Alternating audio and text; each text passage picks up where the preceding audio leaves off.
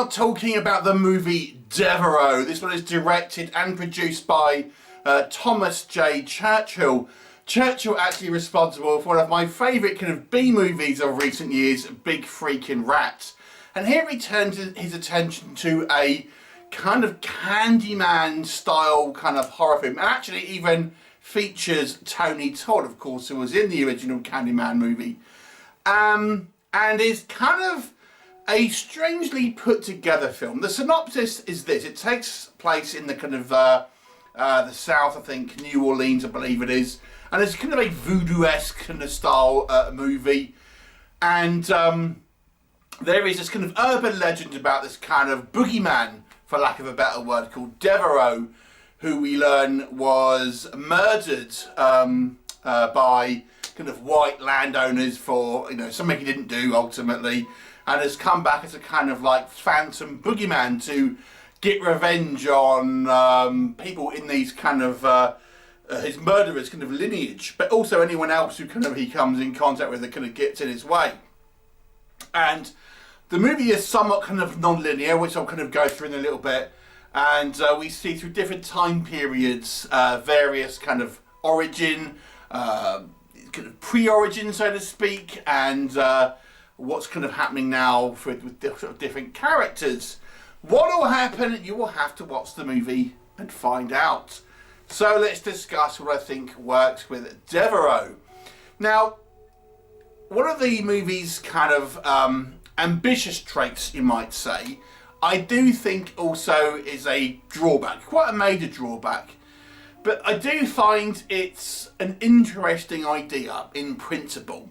So this is one movie that you could kind of watch in a chronological order, and it take place kind of some generations ago ultimately, can lead up to today. But it's kind of told in sort of flashbacks, a lot of it. So we kind of jump around. I mean, it really could be called Flashbacks the movie. It's so many flashbacks. But it almost plays like a anthology film, but dealing with the kind of the same character, or basis of the same character, throughout kind of history and kind of the circumstances which have led up to this kind of like boogeyman, to people that kind of he interacts with and things like that. So we have a variety of different timelines that kind of jump around. So it gives it these kind of little mini stories rather than kind of one main arcing story. Now there is a kind of a main arcing story. This kind of policewoman who's kind of trying to figure out what's happened to this kind of girl that's kind of been injured. But it kind of plays like a mix between an anthology and you know, more of a traditional kind of overreaching narrative. So, you know, I have to say there's some interesting ideas here. I think the end result is confused, which I'll come on to, but, you know, I kind of appreciate an attempt at least to have a kind of a different style of storytelling, but it comes with a big caveat, which we'll come on to. The next thing I would say is there's one or two reasonable kills in this movie. It's a lot of it is off screen, if I'm honest. But there are one or two sequences where we do kind of see some kind of, especially kind of like beheadings and things like this, which are done to a fairly good standard with kind of practical effects. Next thing I would say is I do think there's some interesting ideas played in the kind of the historical elements here. So, you know, we see our kind of earliest time period is kind of where we have these kind of, in America, these kind of plantation owners, and we kind of have all the, you know, obviously all the slaves there, and this is kind of where DEVILREAUX's parents sort of come from, you might say. And then we kind of cut to a slightly later, but still in the past kind of sequence, where at this point slavery is now illegal, and we have the children of the previous kind of generation who are kind of more accepting, but there is still that sort of, you know, if pushed, they will still end up kind of being, you know, unnecessarily kind of racist ultimately to, you know, the now kind of freed slaves.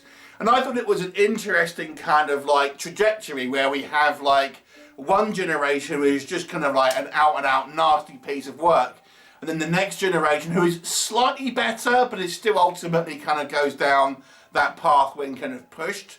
So it's, I think it's, you know, you could argue it's an interesting kind of like microcosm of how society has kind of evolved in that respect. Now, I don't know if that was necessarily intentional, but I did think it was quite an interesting idea here, showing the kind of social changes that have kind of happened through kind of generations. We talk a lot about sort of, you know, millennials, Gen Zs, Gen X and all that, and the differences and stuff like this.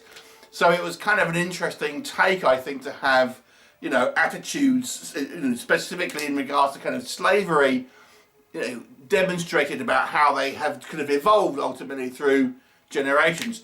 So yeah, I actually found that quite interesting, and I would have liked to have seen that maybe explored more, but maybe this isn't the kind of the film to do it, to be fair, because it's more concerned about, you know, having a boogeyman and everything, but, you know, there it is. I actually think there was some interesting kind of social commentary, even though it didn't really kind of focus on it too much. Now, the Devereaux character himself, there are a couple of sequences where I think he's filmed to kind of have this kind of sort of spooky ambience. There's a couple of sequences where I think it's kind of shot fairly well. And then, I mean, the whole kind of voodoo idea, I mean, we don't get that many voodoo films, I don't think, really. This one, you know, it's kind of introduced, but I don't think it really kind of runs with the ball, in all honesty. There are better examples of voodoo-related movies, but, you know, maybe it's kind of nice to have at least a, you know, a sprinkling of voodoo dust on this one, I suppose. But let's talk about where I think this movie does not work. Now, I mentioned how this kind of the structure of this movie works, and it seems somewhat experimental. But I have to be honest with you, I think ultimately this movie's main downfall is the structure of this kind of movie. Because I don't think it works. It's really, you really struggle to follow any type of kind of main through line, or even a character, because this movie is kind of jumping around these different kind of time zones, and even some of the kind of in the same time zone, there's sort of characters and sequences where you just feel a disconnect. For example, the story opens in this kind of like, I guess, kind of like magic shop, voodoo shop, and we have the kind of the two shop owners, and there then sort of the Devereaux character kind of turns up and kills them, and then we kind of cut to a completely unrelated character who is seemingly has some type of traumatic experience, accident. She's all kind of blooded up, and she's like, oh no, going to the hospital and stuff, and they're thinking, and she's kind of like, has in her own little sequence, has little mini flashbacks, and we see kind of dead characters and things like this, and she's kind of being introduced to the police. You're thinking, well, what relevance has that got to the previous, you know, sequence?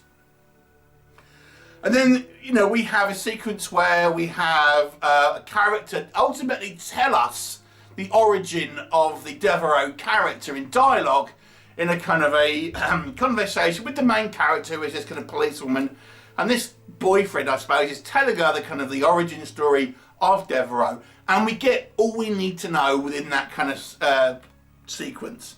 But then we actually see the origin, which, and I'm not kidding, lasts for half an hour. A third of the movie is this kind of, probably more than a third, maybe even nearly half of this film. It's this extended flashback sequence showing the parents of the Devereaux character, who one of which is Tony Todd's character, and then what happens to the kind of the next generation.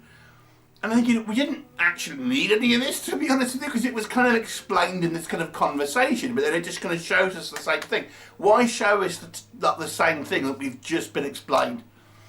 And this is what I mean, it kind of acts like a little bit like an anthology, so it has these little vignettes really, or kind of, you know, its own kind of cast of characters showing you these elements in history, and then it will jump back into the present, which will then jump back into kind of flashbacks showing what happened to this girl who was blooded up at the beginning of the movie. So the structure of the film, I have to be honest with you, I think it's poorly conceived. You know, granted, there's an idea to have this kind of non-linear storyline, which kind of is jumping around, showing kind of different characters. But the downside is you really feel a disconnect here, because you don't have a kind of a main character to kind of go along the story with. You're constantly kind of jumping around to kind of different kind of time zones, different kind of actors and things like this. And you just get this huge disconnect, because this story, I feel it doesn't even flow that well in these kind of parts. It feels very jarring. And then when you kind of get to the kind of the finale, which kind of takes place in the kind of the modern era, you just don't care. You don't care about any of the characters. They seem all disposable, and it's just ultimately you're not really kind of invested. So that's the main issue with the kind of the story. What else can I say? It isn't helped by some, not with everyone, but there is some kind of fairly kind of substandard acting here.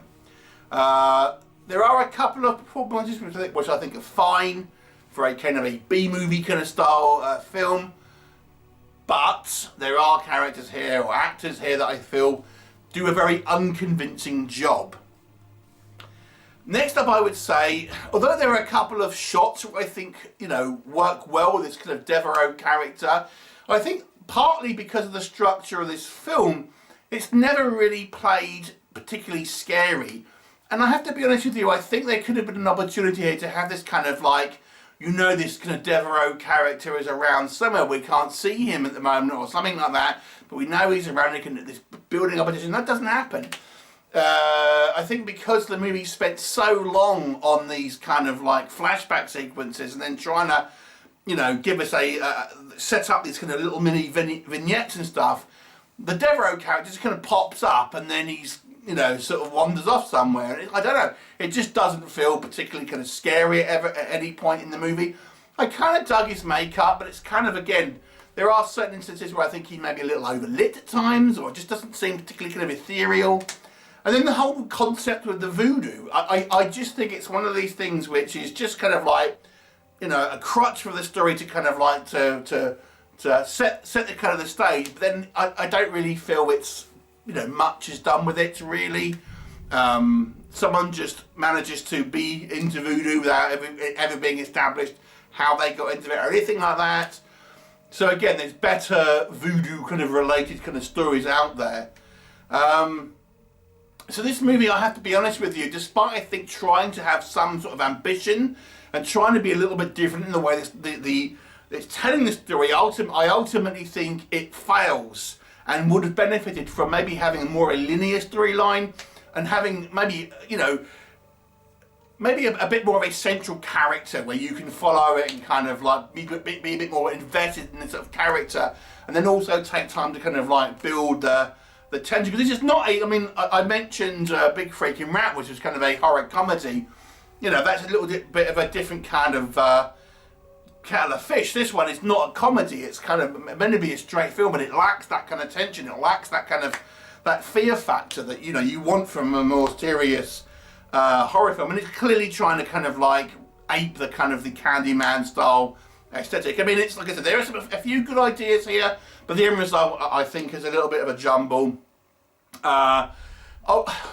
I'll give it a 3 out of 10. I just think the end result here is a very confused movie. Had it been reworked slightly, a re-edit in more linear, I've got to be honest with you, I think would do this movie some more justice. But as it stands, it's a 3 out of 10. Have you seen it? What did you think of it? Leave me a comment and I shall look forward to seeing you next time. Bye for now.